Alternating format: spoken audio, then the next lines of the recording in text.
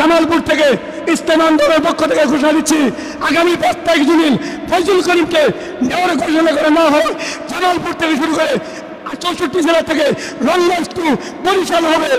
এই টিকাতে পারবে না, সেই বিশৃঙ্খলা টিকাবার জন্য সরকারকে দায়িত্ব বহন করতে হবে। এই শ্রমিকদের অধিকার বাস্তবায়ন করার জন্য মরহুম পীর সাহেব চরমনাই বারবার বলে গেছে ইসলামী শ্রমনীতি বাস্তবায়ন করতে হবে। মরহুম পীর সাহেব চরমনাই ইসলামী শ্রমনীতি বাস্তবায়ন করার জন্য সদা সর্বদাই চেষ্টা করে যাচ্ছে ইসলামী আন্দোলন বাংলাদেশ। প্রিয় ভাইয়ের আমার, এই যে ইসলামী আন্দোলন বাংলাদেশ যত ক্ষমতায় যায় নাই, তারা ইসলামী শ্রমনীতি বাস্তবায়ন করা আমাদের সম্ভব হয় নাই। প্রিয় ভাইয়ের আমার, এই জন্য আজকে দেখেন গার্মেন্টস কর্মী লাঞ্ছিত, আমার রিক্সাওয়ালা লাঞ্ছিত, সিএনজি লাঞ্ছিত, বাস মালিক লাঞ্ছিত, বাসের ড্রাইভার লাঞ্ছিত, সিএনজি ড্রাইভার লাঞ্ছিত, রাস্তাঘাটে অবৈধভাবে তাদের চাঁদা উঠানো হচ্ছে। যে চাঁদাটা অবৈধ, এটা ইসলামী আন্দোলন বাংলাদেশ কখনো মানিয়ে নিতে পারে না।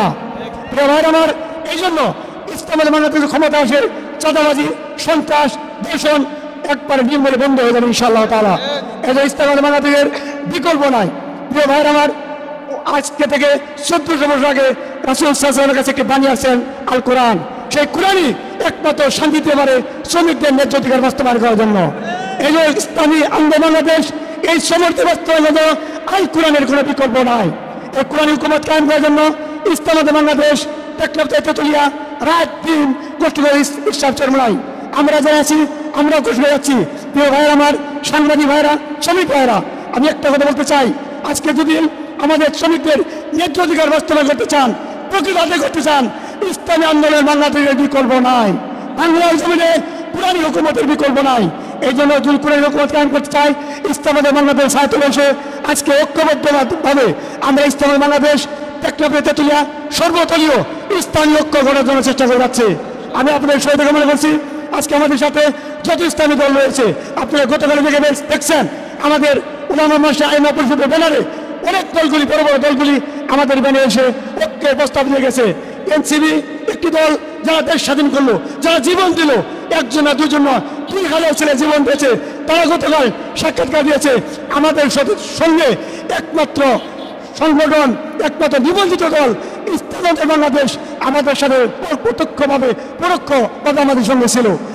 আমার এই জন্য আমাদের সাথে গতকালে সংলাপ করেছে, ঐক্যবদ্ধ ঘোষণা করেছেন, আমাদের সাথে আন্দোলন করার জন্য, নির্বাচন করার জন্য ঘোষণা দিয়েছে। আমি আজকে আপনাদের আহ্বান জানাচ্ছি, আগামী দিনে ইসলামী আন্দোলনকে ঠেকাবার পুরো প্লেয়ার জন্ম নেবেন ইনশাআল্লাহ তাআলা। আমরাই জয়ী হবে, আমরা হোক, আমরাই জয়ী হবে। আল্লাহ বলছে কামিন ফিয়াতিন কালিলাতিন গালাবাত ফিয়াতান কাসিয়া। পৃথিবীর জগতে এমন একটি দল হবে যে দলটি ছোটমূল্য হবে, কিন্তু অনেক বড় বড় পালোয়ান দল আছে, সেই দলের উপর আল্লাহ পাক জয়যুক্ত করবেন। প্রিয় ভাই আমার, আপনারা জানেন এই জুলাই বিপ্লবের অগ্রনায়ক, সাহসী নায়ক ফয়জুল করিম শাহেকে চরমনাই, সকলে দেখেছেন এই শাহেকে চরমনাই বরিশাল নির্বাচনে আপনারা জানেন একটা ঘোষণা ছিল, উনি পেয়েছিল 35,000 ভোট। তার প্রতিদ্বন্দ্বী হিসেবে আওয়ামী লীগের কুখ্যাত সন্ত্রাসী, উনি পেয়েছিল মাত্র 25,000 ভোট। 10,000 ভোট বেশি বার পরেও দুর্নীতি করে আমাদের নায়েব আমিরুল মুজাহিদিন ফয়জুল করিমকে তাকে মেয়র ঘোষণা করা হয় নাই।